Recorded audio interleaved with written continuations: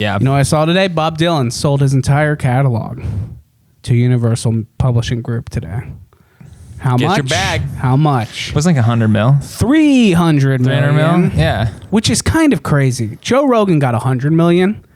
You mean to tell me that Joe Rogan is 1/3 as important as Bob Dylan? Yes. That's sad, dude. That's Why? fucked up. In what way? I don't know. I mean, I guess who am I to judge? Bob Dylan's a legend, man. Get your bag, Bob Dylan. I just saw him like Get that generational wealth for your family. Stevie Nicks got 100 million for her. Going back to our weekly Fleetwood Mac reference, Stevie Nicks got 100 million for selling her stake in Fleetwood Mac rights. Yeah, which is about 80% of them. Get your bag, dude. But what I'm saying is 100 million. Stevie Nicks got the same. Someone decided that in this economy of this world, people decided that the entire Fleetwood Mac catalog and the Joe Rogan Experience are the same market value. Yeah, but It's just interesting. Yes. I think that's a deal. I think that's good because you got to think, dude, Fleetwood Mac, it's done. What you see is what you get. Yeah. Futures of Joe Rogan ad revenue, buddy, that's paper, dude. Yeah, but you're also forgetting how many times we're going to be using a Fleetwood Mac or a Bob Dylan song in a movie. That's a very good point. Anytime they use that future. What if people are like Taylor Swift's making a big hubbub now about like, oh, Scooter Braun can't like buy and sell my songs. Hey, bitch, why just sell them? Oh, dude, I don't want to get it. Sell your shit. I hate it when people are I should be more rich. It's like, no, dude, you didn't have the leverage. You were just a nobody. Took a big deal because you wanted to be famous, and that's cool. But you didn't play it safe. Okay. You didn't play it safe. You could have tried to like slowly build up a fan base regularly and own everything on your way. Like, nope. And buddy, if it wasn't Taylor Swift, it would have been a different Taylor Swift. Anybody. They would have found it. Yeah. We've talked about this. They're like, hey, you're good. We know how to market this. We know how to you have the star potential, but so does she. But for one reason or another, we're going to go with you, Taylor Swift. And then don't be salty that don't be salty that someone made money off of you. That's so petty. Same with like Kanye. And then he comes in and he's like, I'm going to get her music back. I'm like, bitch, you did the same thing. Well, you sold out. It's quite literally what it is. I'm going to go ahead and say it. Dave Chappell. Same. He kind of sour grapes, dude. Hey, but here's the thing, though. Here's the thing. I got no sympathy, dude. You come out and you start bitching. You're not funny. And he's like, I'm like, dude, you're complaining about being super rich. I did. I also kind of felt that way. And people were like, he's a genius. I'm like, yes, it is. Listen, it's the exact same thing. But his argument wasn't really. He was more so just telling fans, hey, don't watch it. Don't watch it. Well, fuck you, Dave. You made a funny show. You made money off of it. They made more money because they had the platform for you to be exposed, and you became a millionaire. You became a wild success, but they gave you that leverage to become a star. Dave, shut the fuck up and spend your money. Though. Here's the difference, though. Here's the critical difference. He wasn't complaining about Comedy Central for still playing Chappelle's show and not paying him.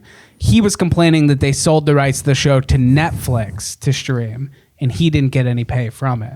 It's not in the goddamn contract, baby. That's business. I agree. Dude, I don't know. I hate it when people are like, man, I didn't make, like, what was the contract? Well, the contract didn't give me any points on the back end. Yeah. It's like, well, then it didn't give you any points. I'm sorry business exists and there are people that want money. Listen, you're not wrong. I'm not wrong, but people are like, man, I signed a bad contract. Now I'm salty. I'm like, buddy, you're a millionaire, and I don't want to hear. Dave Chappelle sit on a stool and fucking bitch for 16 minutes, dude. Dave, you used to be funny. You used to make me laugh. Now you're sitting on a stool bitching about how you don't have $300 million more dollars. Suck my dick, Dave Chappelle. You're screaming in my apartment building. Okay, I'm done. You're screaming in my apartment building, but that's okay. I'm bringing up the energy, dude. Here's the deal. The argument, the devil's advocate would be that unlike selling albums in a traditional music scape, digital streaming came into the picture after these deals were signed. And now the future inherent worth of the same said work is multiplied by like 100x. There's some deep legal fuckery going on here. But someone smarter than me could use that and basically explain is like why Tay-Tay and Kanye West and Dave Chappelle have a little bit of clout in saying that they need to be compensated a little bit fairly for the futures of that product. I'm not saying it's right. I ain't saying it's wrong.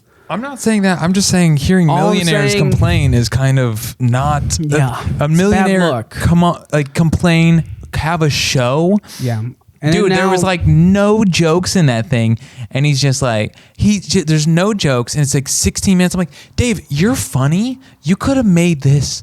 You could have made me laugh. You could have made this funny. You could have roasted him. But dude, they pulled Chappelle Show off Netflix, which then shows you how much future value that Viacom sees in Dave Chappelle and keeping him on their good side, which is also an interesting economic point.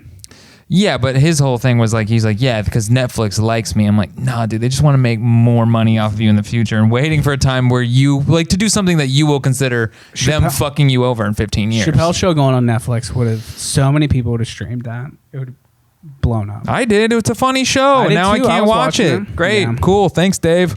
Yeah. I'm sorry you're not more rich and I can't watch your really funny show. I hope that's the right thing to happen it's I'm gonna take my ball and go home. Yeah. Fuck that, dude. That's they didn't have to do anything. He asked them. He didn't take them to court. He didn't threaten to file lawsuits like Kanye West or like Taylor Swift. He just said, hey, I would appreciate you taking it down, and they did it. So can't fault the motherfucker for saying like, listen, if you made that show, YouTube would be like, okay, I want some money out of this. You'd be like, I'm frustrated that I gave away the rights to this. Maybe he didn't have it to begin with. Maybe Comedy Central. I don't know. People seem to be fascinated by like what Comedy Central did with Chappelle's Show. I don't know if they owned it outright or what, but yeah, I don't know. But that's for his manager, Comedy Central lawyers. So people, it's like hook us up. I just think it's weird. I think it's funny when people are like, they sign deals. There's like very long legal documents stating how much you're owed and how much you're compensated. People sign them saying, yes, I've read this entire thing and I believe it's correct. Later come back and be like, well, no, it's worth more now. I'm like, well, it's like, dude, I have no sympathy for you, man. And then you could say like, well, dude, they could have given like, Dave, you got a show. They could have given Godfrey a show. You know, Godfrey was hot. I think Godfrey's funnier than Dave Chappelle. I love Godfrey. I know I'm weird like that. Yeah. But for me, I'm like, dude, he would have probably loved that opportunity. And he probably looks at, I don't know how he feels about it, but I'm like, he could have got the opportunity. He could have got fucked over, but he could be a millionaire now. He could be, he could have Netflix deals. I don't know. It's tough to say, dude. I don't know. Happens everywhere, dude. Christopher Nolan I think it was him, took some deal when Batman came out that he didn't get nearly as much up front, that he basically bet on the futures of that movie. Yeah. Believe in yourself, dude. Yeah. And he got a big payday. That's what I'm saying. Someone was watching his movie and went in and shot a bunch of people, and that also affected his stock. So I don't, Yeah, you can't foresee that. If you sign a contract, read it. And if you sign it, please don't bitch about it. Because you read it, you should understand before you sign something. And I got no sympathy. Luckily, I don't have to worry about this, dude. I'm so glad that you're signing contracts. I sold off all my shows. Season 3 and 4 Grey's Anatomy, which I wrote. We both wrote. That's for you. Well, we also worked on Grey's Anatomy. We did, but we didn't take any points on the back end. Shonda Rhimes hired us to do season 7 and 8 of Grey's Anatomy, which got great ratings, but people didn't like it.